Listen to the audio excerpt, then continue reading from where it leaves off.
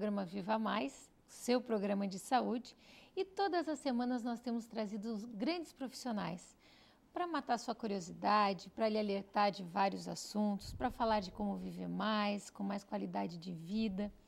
E também gostaríamos já de agradecer, os inúmeros e-mails, sugestões, perguntas, comentários carinhosos que nós temos recebido de vocês. É sempre muito bom receber os seus e-mails e pode ter certeza que nós estamos respondendo. Hoje estamos recebendo um grande profissional da área da saúde do Rio Grande do Sul, que vai nos falar de como viver mais, com maior qualidade de vida. E ele está retornando no programa, Como a gente sempre fala aqui, entre no nosso site www.programavivamais.com.br, faça as perguntas, peça que nós trazemos os médicos de volta. E o Dr. Luciano Carvalho, que é médico coloproctologista, que trabalha no Hospital Conceição, professor da Faculdade de Medicina da UBRA, doutor em Medicina pela URGS e pela Washington University School of Medicine, já veio aqui. E, Luciano, tu foi muito requerido, a gente recebeu muitos e-mails pedindo o teu retorno. Seja muito bem-vindo. Muito obrigado. Eu que agradeço o convite e a oportunidade, da gente poder expor para as pessoas, várias coisas que são os grandes questionamentos que se tem. Quer dizer, a gente outra vez falou sobre câncer de intestino, quer dizer, quais são as pessoas que devem fazer exames. E hoje a gente tem, assim, em cima disso, vários assuntos que a gente pode contribuir. Então, eu agradeço, assim, parabenizo vocês. A repercussão do programa é muito maior do que vocês imaginam. A gente tem o retorno dos pacientes do consultório que viram o programa, que foram fazer exames. Então, isso é um benefício, e um grande avanço que a gente tem de poder dar informação para as pessoas. O que cada um vai fazer. A gente fica muito feliz, Luciano, porque realmente o propósito do programa é esse, é poder informar as pessoas para que as pessoas saibam as coisas que existem e procurem a solução, Miguel? O Luciano falou uma coisa muito interessante, quer dizer, a gente informa o que cada um vai fazer com a informação, quer dizer, a responsabilidade de quem recebe a informação. A nossa é tentar fazer isso, é tentar trazer gente competente. Já falei uma vez aqui, vou falar de novo, o Luciano, a gente não se trata por doutor aqui, porque senão fica doutor para lá, doutor para cá, a gente é colega de academia, o Luciano foi professor dos meus 3 filhos que fizeram medicina. Mas não é por falta de respeito, não, é mais por amizade e convivência. Então, nós temos inúmeros outros colegas também que fazem especialidade, assim como na especialidade da Ana, na minha, mas muita gente, quando a gente traz ou convida para falar, Luciano, os caras têm dificuldade, muitas vezes, assim, ou pavor de câmera de televisão, ou de ir ao ar. Então, a gente fica muito agradecido que, inclusive, os guris gostavam muito da tua aula, e a sugestão foi deles até, porque disse assim, olha, o professor que dá uma aula boa, tal, se comunica bem, e a gente fica agradecido por poder vir, porque o objetivo é justamente esse, passar a informação correta. O que você vai fazer com essa informação? Eu até estava brincando antes de a gente começar o programa, que eu disse, olha, que ele é um felizardo, porque na área dele, e isso foi, não saiu da minha cabeça, não, saiu da cabeça da esposa do meu anestesista, que é proctologista, tua colega. Diz que a grande vantagem do coloproctologista é que ninguém se automedica porque não se enxerga. E estava me dizendo que não é bem assim, que tem gente que ainda tenta se automedicar. Não, tem uns que medicam e sempre tem um amigo, vizinho, parente que medica, não tem a menor ideia do que é. E o mais incrível é que algumas pessoas obedecem. Isso que mais me surpreende, não é a pessoa, ela se medicar. É alguém dar uma sugestão, uma receita caseira e a pessoa obedecer aquilo, Então, esse que eu... Não, porque eu já tive isso, É surpreendente. Vão para o Google se consultar também, Doutor Google. Eu tenho uma parente minha que ela chega cedo, está na clínica, entra no computador para fazer todas as consultas dela.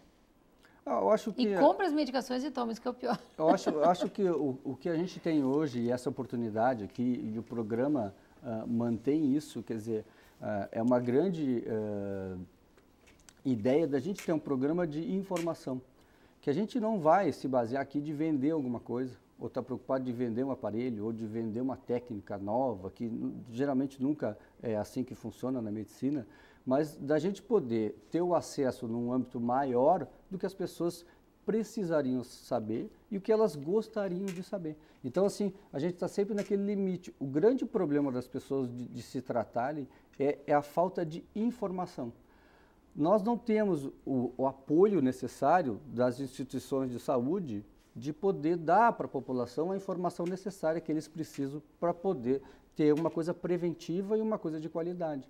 Por quê? Eles não conseguem nem tratar a população que está precisando, então eles não vão agora dizer que os que não precisam também têm que fazer exames. Então, a gente anda nesse limite. E o objetivo maior, assim, da gente é a gente conseguir ter uma abrangência maior de poder dar a informação correta, né? A gente vê muito, às vezes, as informações que os pacientes têm, que são informações quebradas, com interesses comerciais, coisas que não são dentro da realidade. Então, divulgação de laboratório. Isso. Então, assim, eles acabam tendo uma coisa direcionada. Ah, não, essa técnica, não sei o quê. Quer dizer, às vezes, dentro da medicina, isso é muito mais complexo e nem é tão verdadeiro como se tenta vender. E o nosso assunto hoje está maravilhoso, né? Cada caso é um caso, né?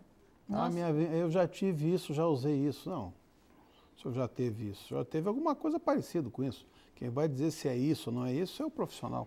Com certeza. O cara faz 6 anos de faculdade, 3 de geral, mais 3 de prócto, mais mestrado, mais doutorado, o vizinho sabe o que o senhor tem. É gozação, né? E o assunto hoje, eu ia dizendo, está maravilhoso, né? Porque eu conheço milhares de pessoas... Nós temos na família, inclusive, que um caso muito engraçado, né? E assim, ó, o que vem a ser a constipação, Luciano? Eu sempre brinco, assim, tanto em palestras quanto na própria aula, assim, e às vezes as pessoas, muitas vezes, está escutando aquela palestra, ela está aprendendo e usando para si mesma. A primeira coisa que tu pensa, será que eu tenho essa doença? Né? Será que eu tenho isso? Será que eu estou fazendo certo? Então, a primeira coisa que a gente aprende é quando a gente olha, será que a gente brinca, né? Que na psiquiatria, quando a gente começa a estudar, a gente acha que tem todas as doenças, né? Porque tu estuda e diz, será que eu tenho isso? Será que eu tenho aquilo? Então, é uma brincadeira. Em relação ao funcionamento do intestino, né? Isso tem vários mitos populares. Então, todo mundo tem uma receita caseira, todo mundo é metido a entendido, todo mundo dá palpite, e como que se trata e o que é.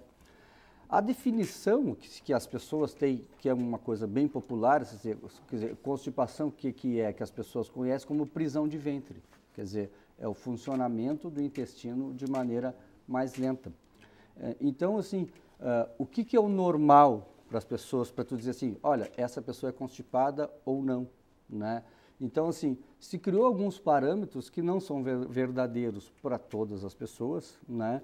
Que não é só relacionado com a frequência, quer dizer, não é só o número de vezes que a pessoa vai no banheiro, né? Se a pessoa, não, eu vou 3 vezes no banheiro, ela pode ser constipada? Pode, né? Então, assim, qual é a frequência que se considera dentro dos parâmetros normal? Até 3 vezes por semana. A pessoa pode evacuar de 2 em 2 dias, de 3 em 3 dias, e isso ser normal. Desde que as fezes não sejam duras, não sejam empedradas, que ela não tenha que fazer força para evacuar, quer dizer, que ela não fique tendo dificuldade de botar essas fezes para fora, que ela não tenha dor para evacuar. Então, esses sintomas são associados à frequência. Então, a pessoa pode ir todos os dias no banheiro e ela ser constipada. Ela vai lá evacuar, ela não consegue expulsar as fezes, ela tem as fezes duras, que é uma pedra, ela tem dor, essa paciente é constipada, mesmo que ela vá todos os dias. Casos esporádicos, assim, Luciano, o cara, por exemplo, o paciente, eu vou regularmente, todos os dias, não tem esse problema de muito endurecido, não tenho dor e tal. Um achado eventual, por exemplo, de repente ele faz um episódio de constipação onde ele tem que fazer muita força, as fezes estão muito endurecidas, ele tem dificuldade, sofre no banheiro, uma vez, vamos dizer assim, eventualmente. Isso chama atenção para alguma doença? O grande questionamento, assim, a grande preocupação que a gente tem é assim, qual é a grande causa da constipação? Na grande maioria é alimentar, que nós vamos conversar depois sobre isso. O que a gente tem que definir? Às vezes são sinais de alerta, que a gente pensa em outras coisas. Ela pode ser uma coisa específica do intestino ou ela pode ser uma coisa secundária. Quer dizer, o que é secundária? A pessoa tem uma doença metabólica, a pessoa tem diabética, a pessoa tem hipotireoidismo, tem outras doenças metabólicas que pode fazer com que funcione mais devagar. O uso de medicações, a pessoa começa a tomar, tem várias medicações que um dos para-efeitos é deixar o intestino mais preso. tem doenças próprias do intestino, é isso que às vezes nos chama a atenção. A pessoa, o que nos chama são sinais, a pessoa vem de uma maneira e aquilo mudou de repente. Quer dizer, a pessoa diz, faz um mês que agora que eu fico trancado, fico estufado, alguma coisa não está bem.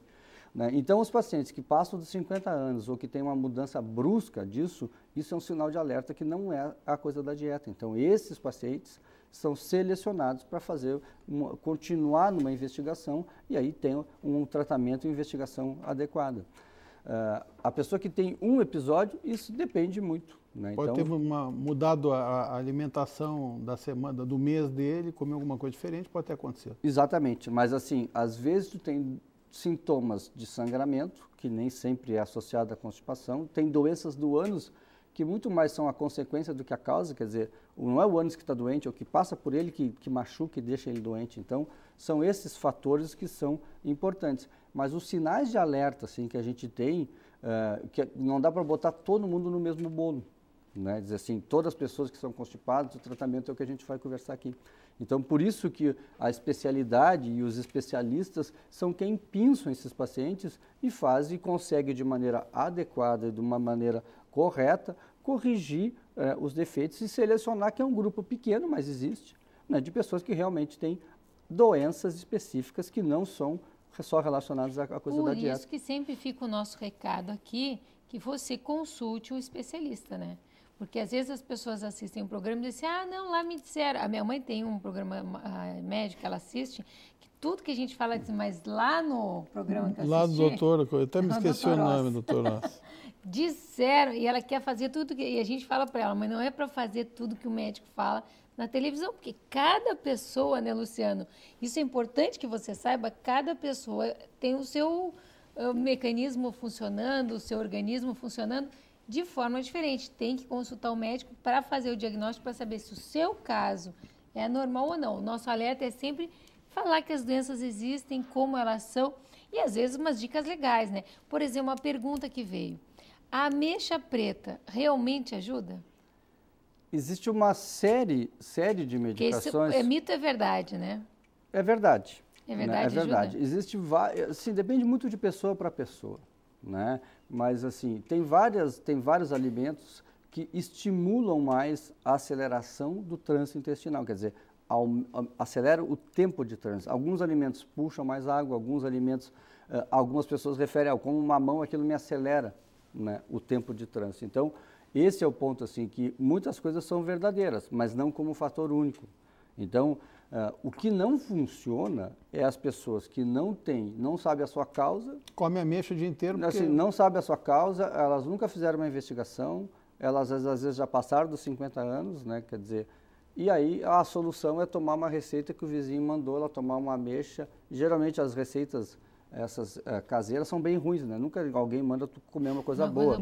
É sempre uma coisa de manhã cedo, morna, que tu deixa ali. Então, assim, qual é o princípio disso, né? É que é a coisa das fibras, né? Então, esse, assim, que é o grande... mas para tu chegar nesse ponto, né? Tu tem que fazer um conjunto de medidas ao mesmo tempo, né? Se a gente for olhar, assim, as pessoas que são mais afetadas são as mulheres. Eu ia te perguntar, por que é mais frequente isso nas mulheres? As mulheres, adultos, né, tirando as pessoas mais idosas, que a gente já não sabe bem qual é o parâmetro de idade de idosos, né, mas as pessoas adultos e adultos jovens, 90% dos pacientes que são constipados, que entram nos critérios, esses que a gente conversou antes, são mulheres. Né? Quando eles ficam mais velhos, a gente tem outros fatores orgânicos que aí os homens são mais constipados do que as mulheres. Então, os velhinhos que moram em instituições, eles são mais constipados que as mulheres, porque tem algum fator orgânico associado. Mas o fator das mulheres, assim, primordial, é que a gente tem, eu digo assim, a gente tem um tripé para o intestino funcionar. E esse tripé é uma coisa fisiológica. A gente tem que comer, a gente tem que tomar líquido e a gente tem que evacuar. Mulher normalmente é desidratada? Então, esse tripé, quer dizer, se a gente quebra qualquer coisa das três, aquilo não vai funcionar. E existe uma coisa, que as mulheres são muito mais afetadas que os homens, que começa na infância. Quer dizer, a coisa assim, eu só evacuo na minha casa. Então se cria essa coisa assim, é uma coisa social, cultural nossa, do mundo ocidental, que em algumas culturas não tem, né? Que a evacuação é uma coisa que tem que ser chaveada a 7 chaves, né? De preferência com um exaustor, né? Então, assim, todas as pessoas produzem gases, todas, né? Todas as pessoas evacuam, todas, né? E todas as pessoas, o cheiro das fezes também tem cheiro. Depende da alimentação, esse cheiro pode ser pior ou melhor, mas não existe umas fezes que sejam cheirosas. E a pessoa tem que evacuar quando? Quando o teu intestino tem vontade. Quando é que a gente come? Quando a gente tem fome. Quando é que a gente toma líquido? Quando a gente tem sede. Quando é que a gente urina? Quando a bexiga enche. O azar é que a bexiga tem alguma capacidade limite que tu não tem como aguentar.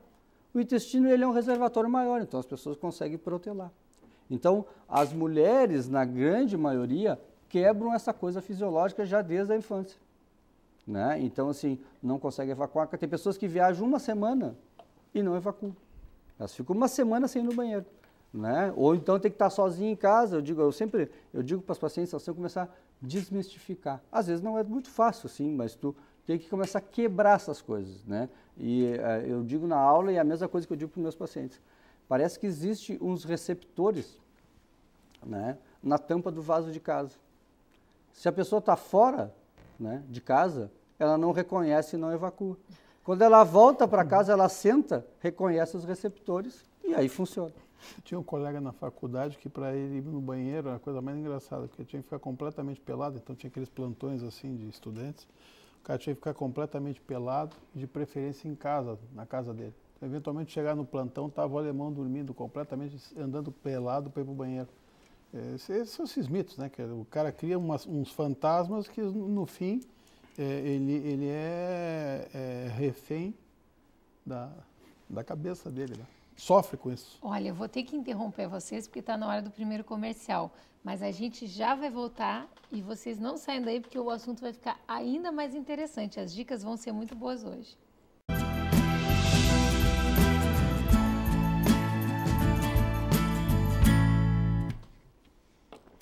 Nós estamos conversando hoje com o Dr. Luciano Carvalho, que é coloproctologista, e eu acho que o assunto interessa muito para você, porque a gente está falando sobre hábito alimentar, sobre hábito intestinal, que é uma coisa muito curiosa. Para eu que trabalho com cirurgia, os pacientes geralmente comentam isso, né? Porque eles vão ser operados, doutor, tal, eu tenho problema, não vou ao banheiro, ou eu vou muito seguido, eu só vou na minha casa, que é o que tu estava falando no primeiro período do programa, né? E esse pessoal que chega e diz assim, doutor, eu tenho um intestino muito preguiçoso. Existe isso? Essa é o grande questionamento assim, mais frequente e é a grande desculpa, né, que as pessoas usam para si mesmo, né, para a quebra das coisas fisiológicas. Existem alguns pacientes que realmente o intestino funciona mais devagar? Existe. Quem são esses pacientes? Eles têm que ser pinçados dentro daquela conversa que a gente teve de saber qual é o motivo e se tem alguma outra causa. Se a gente for lá olhar a porcentagem disso, é menos de 10% das pessoas. Quer dizer, ou 1, 2%, realmente o intestino tem algum problema.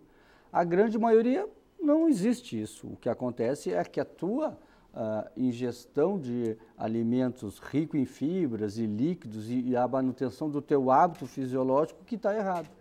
E as pessoas dizem, mas eu sempre fui assim. Pois sempre teve o hábito errado desde pequeno. Mas a minha família inteira é assim, a família inteira come errado. Né? Então, assim, o que acontece? Qual é a dificuldade? A pior tratamento para quem é cirurgião, para quem vai tratar uma pessoa, é tu mudar o hábito.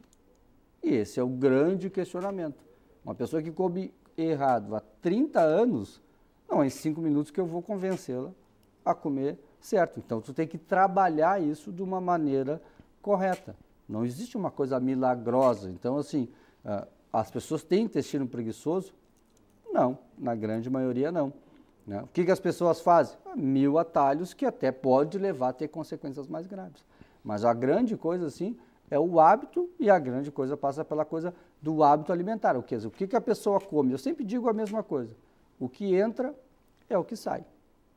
Quanto tempo demora entre o que tu come e o que vai sair? Às vezes demora de 2 a 3 dias. Então, não é assim, eu comi agora e saiu lá. Então, assim, A média é de 2 a 3 dias para sair então, o que a gente comeu? Tu tem geralmente 2 a 3 dias para comer bastante fibras. Se tu um dia não pôde comer porque tu trabalhou, eu tive um jantar, fui comer uma pizza, é muito comum isso, né? O que tu vai fazer no outro dia? Aumenta a tua quantidade de fibras. Então, por quê? Porque tu tem tempo, mas isso é questão de hábito regular. Adianta tu comer fibra só um dia e no outro não? Não.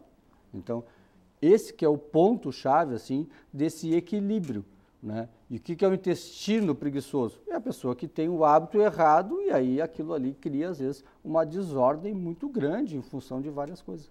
E o cara que tem que ir muitas vezes, o contrário disso, tá? É o cara que tem que ir muitas vezes por dia ao banheiro. 4, 5 vezes ao banheiro. O grande questionamento, assim, qual que é o meu normal?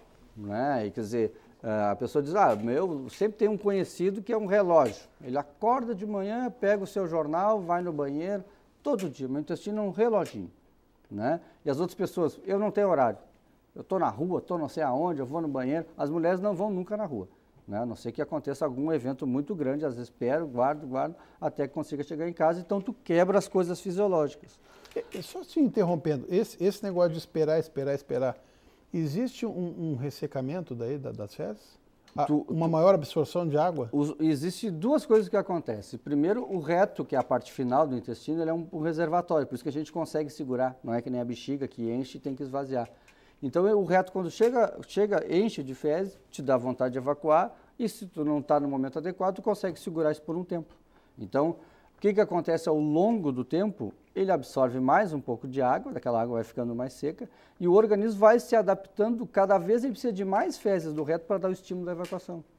Então, a pessoa que está sempre acostumada com o reto cheio, tu examina o paciente, ele está cheio de fezes, ele não está com vontade nenhuma de evacuar, porque ele se acostumou a ter o reto cheio. Então, tu precisa de cada vez mais volume de fezes para tu ter a coisa da evacuação. E tem como reverter isso? Tem. Então, assim, é aquela coisa assim, tu vai voltar às coisas fisiológicas. Mas, assim, se a gente voltar ali à questão, eu evacuo 5 vezes, eu evacuo uma vez, né? O que acontece? Eu uso o exemplo de uma pasta de dente. Então, assim, a gente tem o reflexo de evacuar, quer dizer, o desejo, geralmente depois das refeições. Então, é uma coisa minha fisiológica, quer dizer, existe um comando. Tu comeu, tomou água, por isso que essas receitas caseiras, que são bem ruins, né? Tomar um negócio morno, fica lá 3 dias, não sei o quê. Deixa 3 dias na água, depois toma aquela água. Nunca, né? E aí, o estômago manda um comando para o intestino grosso, né? Não para o intestino fino, para ele se contrair. Então, aquilo que acontece? Entrou comida, vamos botar o que tem para fora. Então, ele faz lá, ele se aperta, e aí chega as fezes na parte final, e te dá vontade de evacuar. Por isso que a coisa fisiológica de ter o reflexo de evacuar depois das refeições é uma coisa normal. Quantas vezes tu vai evacuar depende da tua capacidade, do teu esvaziamento, como se fosse uma pasta de dente. A pessoa que tem o hábito e tem tempo de ir no banheiro, que é uma outra coisa que a gente tem que voltar à coisa fisiológica dos pacientes, ele tem que sentar no banheiro e ele tem que ter tempo de que aquela pasta de dente esvazie. O que acontece com os pacientes? Ele está com um tubo de pasta de dente, ele esvaziou só a ponta e ele já levantou e foi embora. Ele não ficou para dar tempo do intestino mandar as fezes que estão aqui para cá. A pessoa se criou uma época, não se deve ler no banheiro. Eu ia te perguntar isso, porque diz assim, então, tem um mito então, né? Que mito. Se ficar sentado no vaso, lendo, não sei o quê, pode ter hemorroida. É verdade ou é mito? É mito. Se criou uma coisa assim.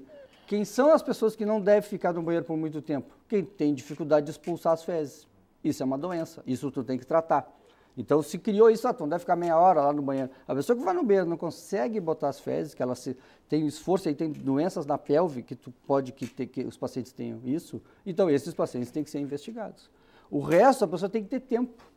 Aquilo eu digo assim para os pacientes, não é uma embalagem a vácuo, que tu abre ali, esvaziou e está pronto. Não, tu tem que dar tempo do próprio intestino. Qual é o tempo? Depende de cada pessoa. A pessoa que evacua 5 vezes, o que acontece? Ela senta, evacua, quando o intestino mandou mais um pouco, ela já saiu, já está na rua. Aí a pouco dá vontade de novo, por quê? Chegou lá embaixo e encheu. Então ele evacuou 5 vezes que ele poderia ter evacuado em 1 ou em 2. Existe o normal? Não existe. Mas o ideal nesse caso seria então ele esperar um pouco mais para evacuar uma vez só. Ter tempo de ir no banheiro, é recuperar a coisa fisiológica. O exemplo, assim, que o grande problema do intestino é que tu consegue às vezes conviver com essa quebra por um tempo. Quer dizer, tu não consegue quebrar o teu sono, dormir só quando tu quer. né? Eu vou dormir só 1 hora, eu quero dormir 1 hora por dia. Não adianta tu querer, tu vai precisar. O intestino, ele consegue, às vezes, por isso é um reservatório, tu tem um pouquinho mais de flexibilidade. As pessoas quebram tanto essa coisa fisiológica que daqui a pouco aquilo não funciona. Então, tu não obedece à vontade do teu intestino. Tu não dá tempo do teu intestino funcionar. Tu não come a quantidade de fibras adequada. Tu não toma o líquido e o teu intestino que é preguiçoso. Né? Então, a gente começa a ver quem é que é o preguiçoso na história. Né? Quem é que está quebrando as coisas fisiológicas. Né? Então, é esse que é a dificuldade da gente recuperar essas coisas nos pacientes. Que tipo de paciente, com que tipo de queixa? Tipo assim, quando é que eu tenho que me preocupar ou quando é que o médico se preocupa em fazer uma investigação mais profunda no paciente com esse tipo de queixa, assim, de alteração do hábito intestinal? A princípio, assim, de maneira bem simplista, assim, é o paciente que teve uma alteração, ele funcionava de uma maneira e está funcionando de outra, tanto faz seja para mais ou para menos. Esse paciente é um alerta, então tem que fazer uma investigação. E é um paciente que, mesmo com as medidas que tu introduza da dieta, de regulação de hábito, de todas as coisas que a gente chama às vezes de teste terapêutico, né, não funciona. E aí esses pacientes podem seguir para uma coisa mais. Quando é que tu chega nesse ponto? Depende dos pacientes. Eu uso um exemplo assim para tratar os pacientes que têm problema de intestino, porque quando eles chegam para a gente, eles já tomam laxante, eles já estão há 20 anos, eles te dizem tudo que tu vai dizer, eles te dizem que já fizeram, que nada funciona, que então assim, aí tu vai dizer assim, agora nós vamos fazer tudo junto.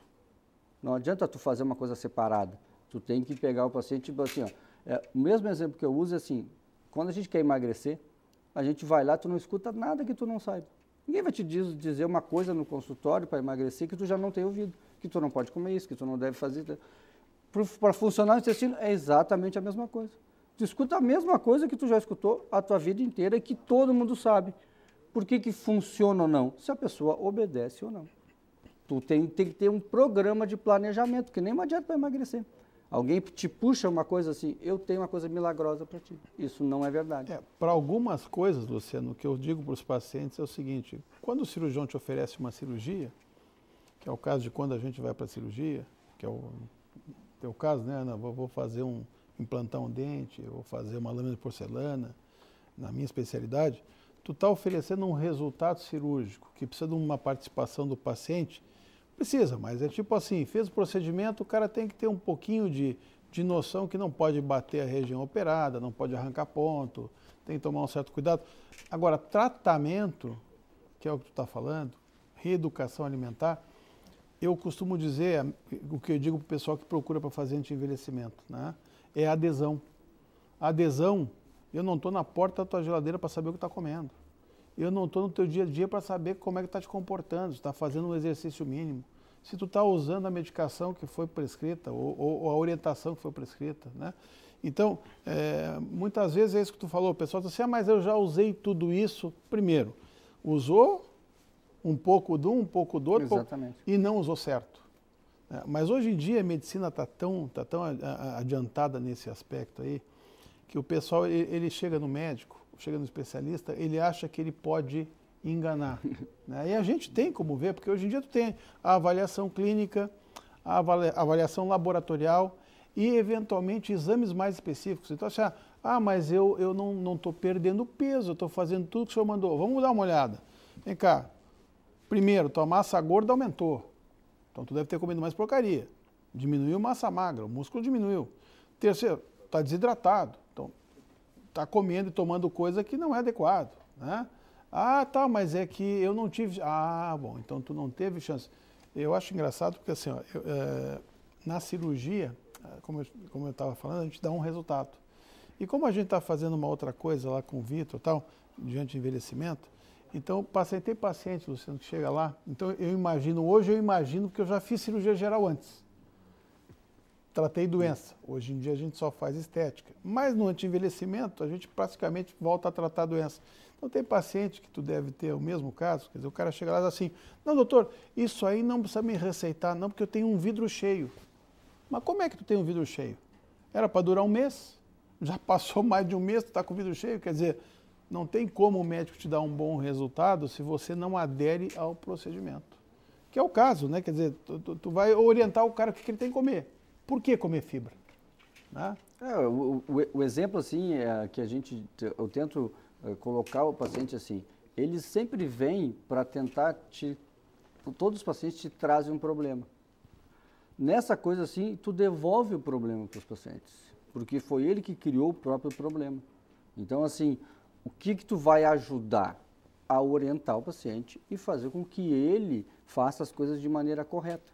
Hoje a gente usa isso para tudo. Né? Tu quer ter uma melhor performance física, tu pega alguém que te faça o teu treinamento, tu quer ter um melhor resultado de qualquer coisa, tu pega as pessoas, né, que vão te orientar. Então, assim, o que tu tem que fazer? Saber o que tu precisa fazer para ter o melhor resultado e adequar ao teu estilo de vida.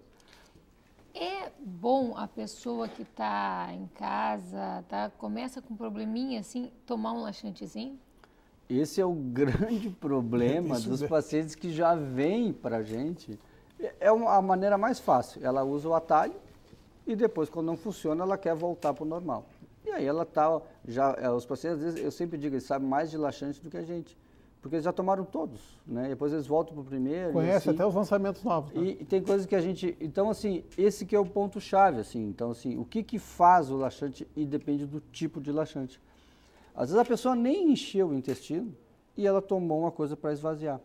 No outro dia, o intestino não está cheio, não deu tempo, ele nem comeu, nem se alimentou, aquilo está vazio, demora 2, 3 dias, ela aumenta a dose do laxante.